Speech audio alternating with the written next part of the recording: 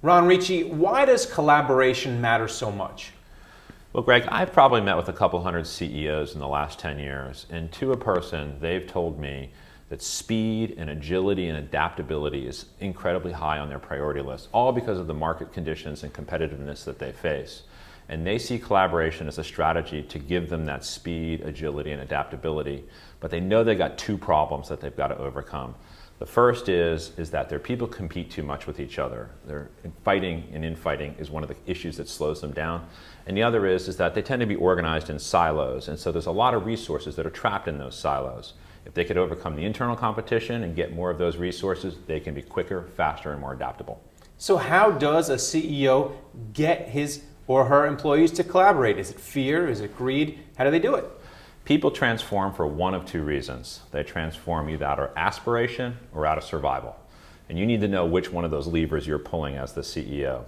And regardless of whether it's aspiration or survival, you have to paint a picture of what that future looks like and create the passion and inspiration around that picture. But one key thing, Greg, is that the CEO owns the culture of the company. Nobody owns the culture but the CEO. So as you paint that picture, the CEO has to take responsibility for the behaviors and attitudes of the way people work to get to that picture. So is there a CEO who you admire, a CEO who does it well? I have to say, of all the CEOs I've met, I really admire the way Jeff Immelt is going at this at GE. Not only does he understand how important it is to show up as a leader and to be focused on what leadership delivers, he's looking at it not just as culture, but he's looking at it as culture, process, and technology coming together. And he's worked with us, and their teams have worked with us to take their processes, say like the GE workout process, and ask themselves, how do we better implement this with technology so we can do it faster and more quickly around the world? In fact, they've actually helped us create some products, an active collaboration room that helps them drive the workout process, but to do it virtually in a more collaborative way.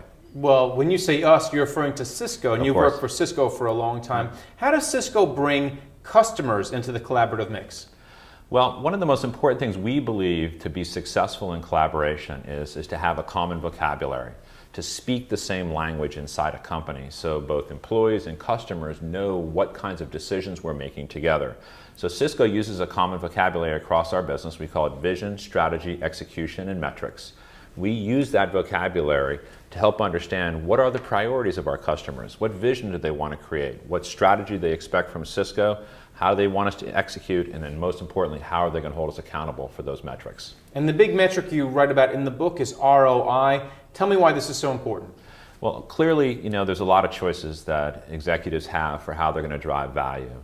And ROI is, of course, the bottom line metric around that. And we were able to look at different ways around that, whether it's eliminating travel and saving hundreds of millions of dollars that way. That's one of the key ways to look at it. But I will also tell you this, Greg, it's more than just bottom line dollars that matter.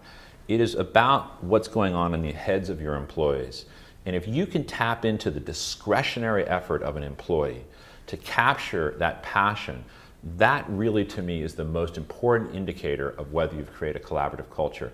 Can you get people to believe in their own minds that they can do more, they can create more value, and to do it with discretionary effort as opposed to feeling like they have to? When you get that, you know what it's like to operate on a team with chemistry. You really can take it to the next level.